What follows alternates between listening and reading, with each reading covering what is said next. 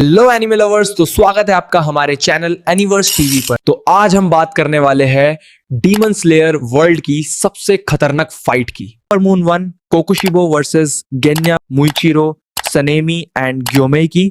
और इस वीडियो में हम देखेंगे अपर मून 1 अपनी सारी पावर यूज करने के बाद भी कैसा हार गया और ग्योमेई ने कैसे अपनी जान देकर भी कोकुशिबो को कैसे हराया। तो टाइम वेस्ट न करते हुए स्टार्ट करते हैं।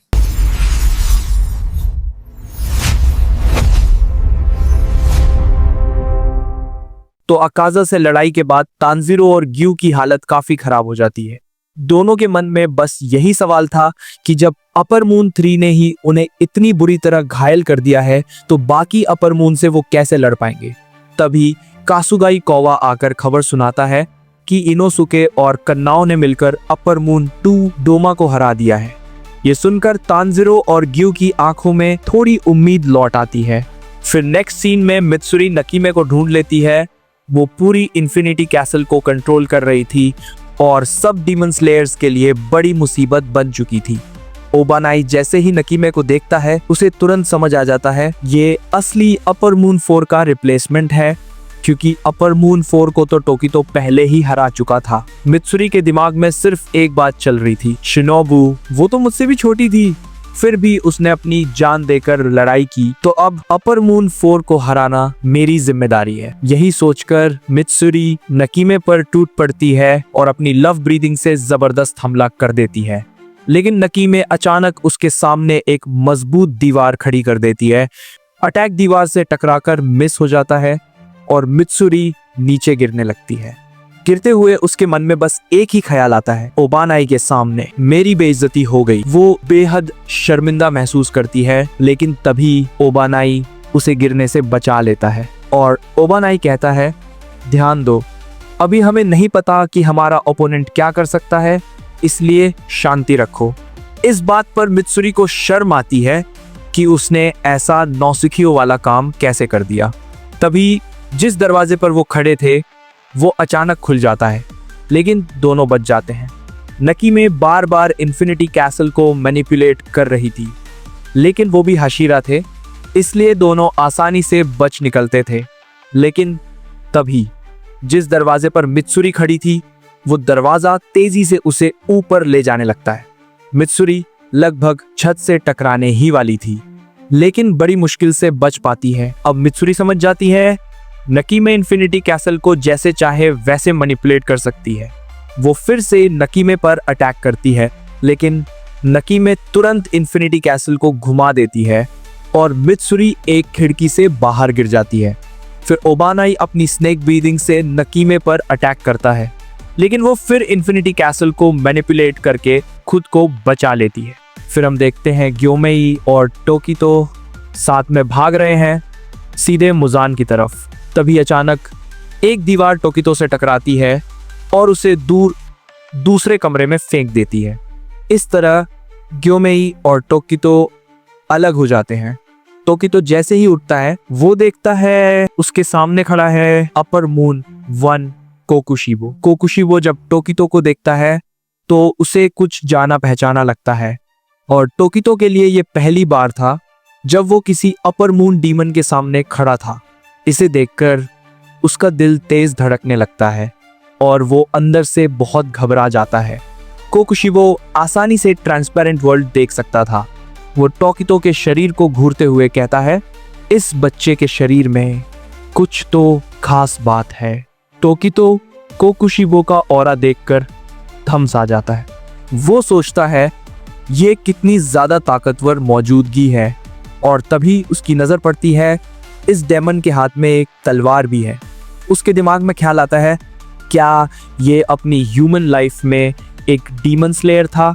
टोकितो के हाथ कांपने लगते हैं। उसके मन में ढेरों सवाल घूमने लगते हैं। क्या वो सच में इसे हरा पाएगा?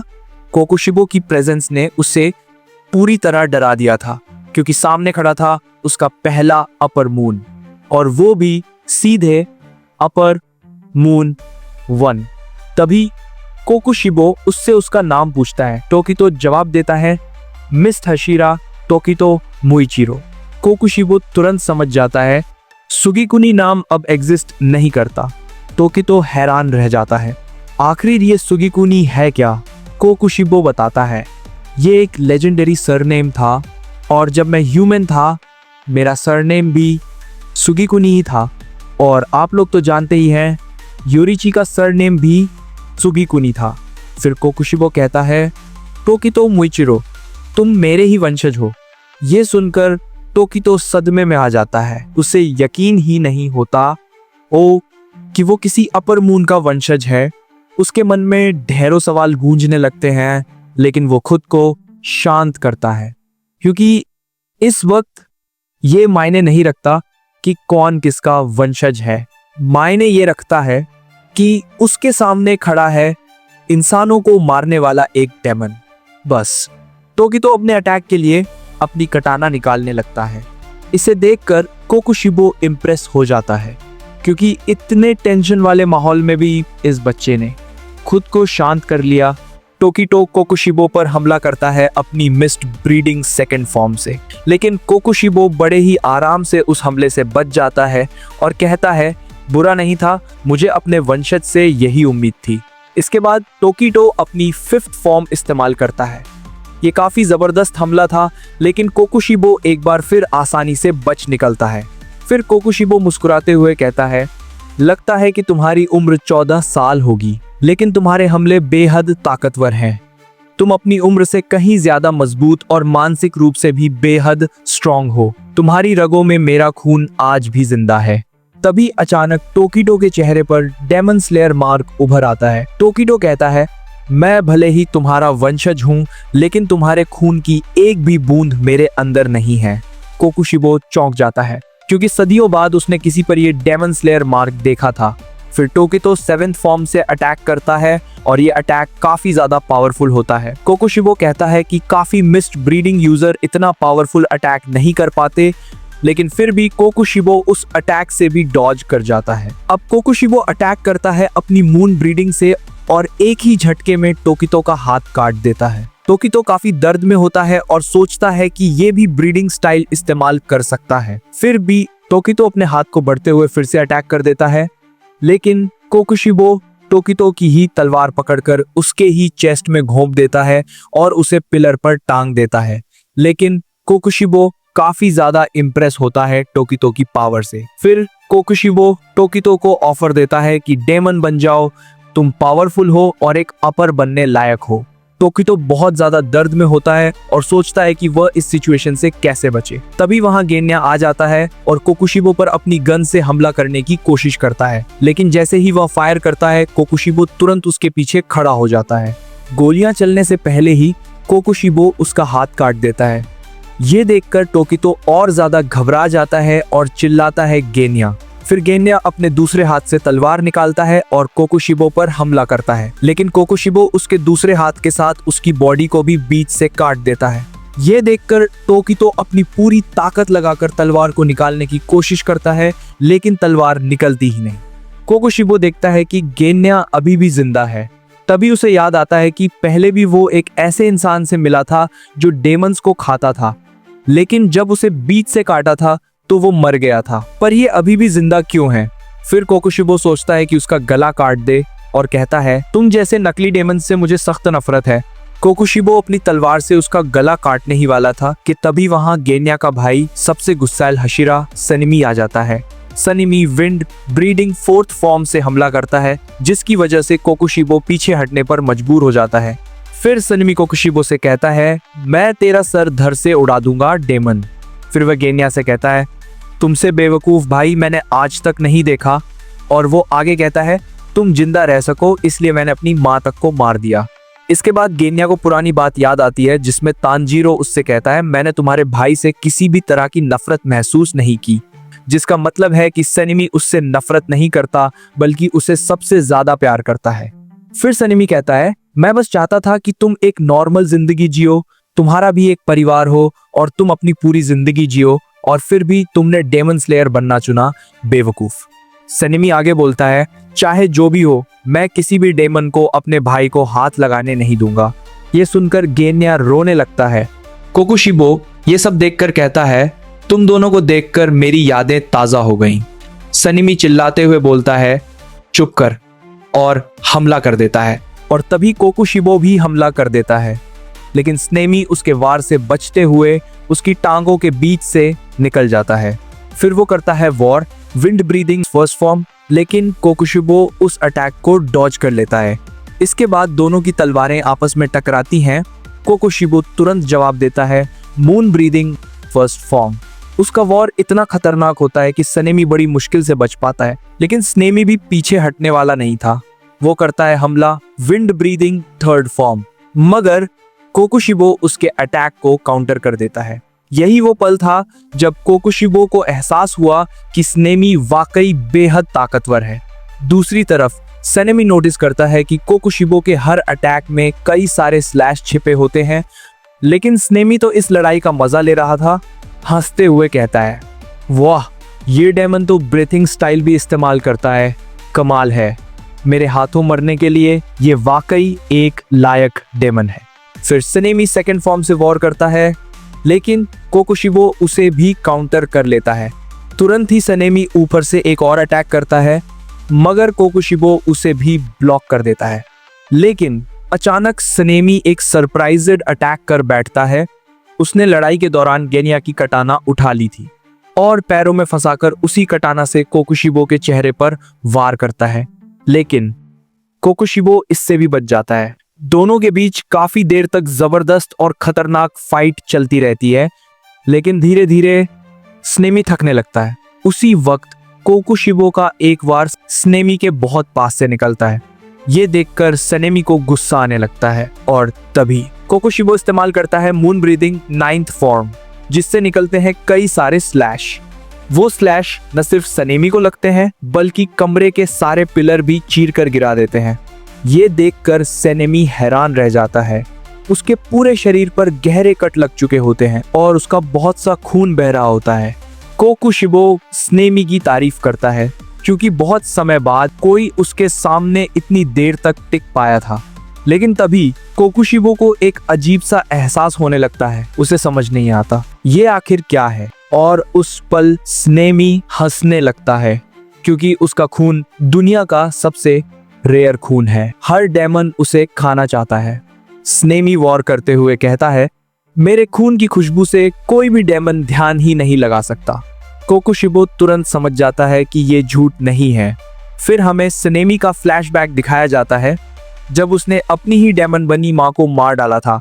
तभी उसे पता चला कि उसके खून से डेमन कमजोर हो जाते हैं, और इसी वजह से उसने अब तक कई डेमन को मार गिराया है। उसी दौरान उसकी मुलाकात एक डेमन स्लेयर से हुई थी, जो एक डेमन को मारने आया था, लेकिन उस डेमन को स्नेमी पहले ही मार चुका था।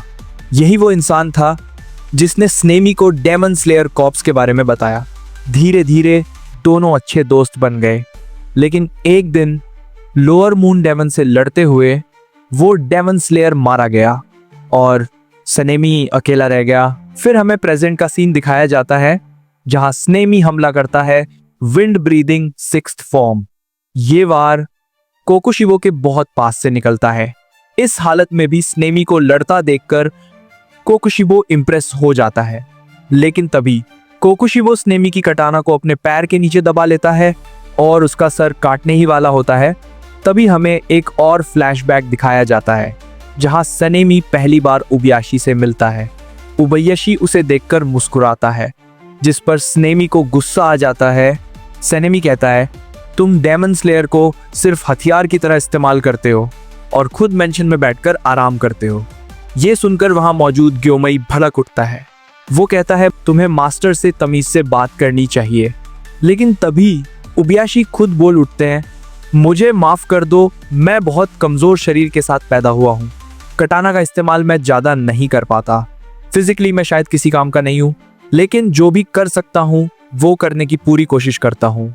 सभी डेमन स्लेयर मेरे अपने बच्चों जैसे हैं, जिनके लिए मैं कभी भी अपनी जान दे सकता हूँ। इसके बाद हमें फिर प्रेजेंट का सीन दिखता है। कोकुशिबो स्नेमी की गर्दन पर वॉर करता है, लेकिन स्नेमी बीच में गेनिया की गन अड्डा देता है और उसी से कोकुशिबो पर गोली चला देता है, मगर कोकुशिबो अपनी तलवार से गोली रोक लेता है। अब वो गुस्से में स्नेमी पर अटैक करता है, लेकिन स्नेमी वहां से गायब हो जाता है और तभी एंट्री होती है स्ट्रॉन्गेस्ट हशीरा ग्योमेई। ग्योमेई स्नेमी से कहता है अपने घावों पर टांके लगा लो जब तक मैं इसे संभालता हूँ। कोकुशिबो ग्योमेई को देखकर समझ जाता है ये आदमी वाकई बेहद ताकतवर है। 300 साल से ज्यादा हो गए लेकिन मैंने अब तक ऐसा योद्धा नहीं देखा। ग्योमेई जोर से अपने हथियार को घुमाता है और गहरी सांस लेता है। कोकुशिबो महसूस कर पाता है कि पूरे कमरे की हवा का दबाव ग्योमेई की तरफ खींच रहा है। फिर ग्योमेई अपने हथियार से हमला करता है लेकिन कोकुशिबो उसे डॉज कर जाता है। लेकिन तभी ग्योमेई दूसरी तरफ से अपनी कुल्हाड़ी से वॉर करता है और कोकुशिबो उसे भी बाल बाल बच लेता है। फिर ग्योमेई करता है attack stone breathing second form, लेकिन कोकुशिबो उस वॉर को भी डॉज कर जाता है। अचानक ग्योमेई की चेन कोकुशिबो की गर्दन में लिपट जाती है।